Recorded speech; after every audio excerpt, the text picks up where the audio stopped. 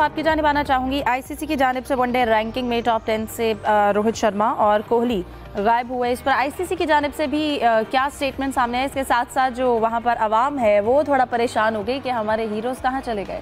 बिल्कुल गुस्सा होना बनता था इंडियन फैंस का, क्योंकि दोनों विराट कोहली और रोहित से बहुत ज़्यादा प्यार करते हैं और उनका वनडे रैंकिंग में टॉप 100 में ना होना इतनी तो एक सरप्राइज़ था सबके लिए।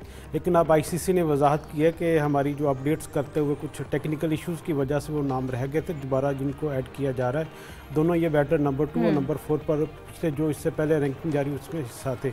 और आजकल चूँकि आपको वैसे भी पता है कि विराट और रोहित के हवाले से थोड़ा सा कुछ ऐसी इतलात भी आ रही है, उनको रिटायरमेंट के हवाले से मशवरे दिए जा रहे हैं कि वो वनडे क्रिकेट को भी खैरबाद कहकर नए कप्तान के लिए जो राह हमवार की जा रही है। इंडियन मीडिया की तरफ से यकीनी तौर पर ये चीज़ें सामने आ रही हैं, लेकिन अभी तक इस बारे में बाज़ाब्ता तौर पर फैसला कोई नहीं हुआ।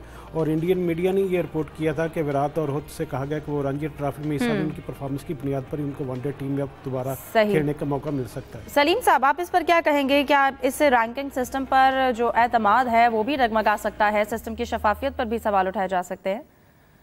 नहीं, तो एक एरर था और इंसान भी गलतियां करते हैं और सिस्टम जो होते हैं भी गलतियां करते हैं। और उसका फायदा बाबर आजम को हो गया था कि वो नंबर 2 पे आ गए थे जब रोहित गायब हुए तो, लेकिन कुछ देर बाद ही फिर दोबारा वो नंबर 3 पर आ गए। लेकिन इस तरह की चीजें होती रहती है और भी थोड़ी देर बाद आईसीसी ने उसको क्लियर कर दिया था कि ऐसा नहीं है। और आपकी बात के चूंकि इन दिनों इस तरह की अफवाहें उड़ी हुई है कि दोनों रिटायर हो रहे हैं, तो लोगों ने यही अज्यूम किया कि जी ये गायब इसलिए किया कि शायद ये रिटायर हो गए, लेकिन वो बहुत जल्दी क्लैरिफिकेशन आ गई थी तो मामला फिर वो ठंडा हो गया था। सही। जाहिद साहब, आप इस हवाले से क्या कहेंगे? क्योंकि दोनों खिलाड़ी जो हैं वो T20 और टेस्ट से रिटायर हो चुके हैं, तो यकीनन शायकीन में ये भी तशवीश बढ़ रही थी कि वो वनडे से भी गायब हो गया रैंकिंग में। नहीं, रैंकिंग की तो चले टेक्निकल गलती थी ना, क्योंकि इंडियन मीडिया ने एक और न्यूज़ दिया कि शहरियार को जो है ना वो वनडे का कप्तान बनाया जा रहा है। उससे भी र्यूमर फैली कि शायद विराट कोहली और रोहित शर्मा आइंदा वनडे में नहीं खेलेंगे। लेकिन मैं इसको मुख्तलिफ एंगल से लेता हूँ। दोनों बड़े खिलाड़ी हैं, सुपरस्टार्स हैं।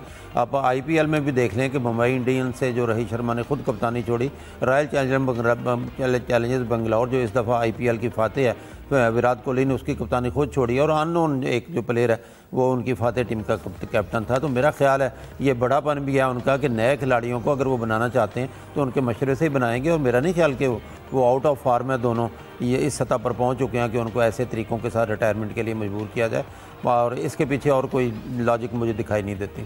बिल्कुल। सलीम साहब, आपको क्या लगता है, जैसे कि अभी जाहिद साहब ने भी जिक्र किया कि श्रेयास अय्यर को वनडे का कप्तान बनाया जा रहा है और शायकीन की भी जो तवज्जो थी वो इस रैंकिंग में शुभमन गिल और श्रेयास पर भी रही। आज हम लोग इंडिया को ही लेके बैठे हैं और श्रेयास बस सर वक्त खत्म होने वाला है, अपना कमेंट जरूर कीजिएगा।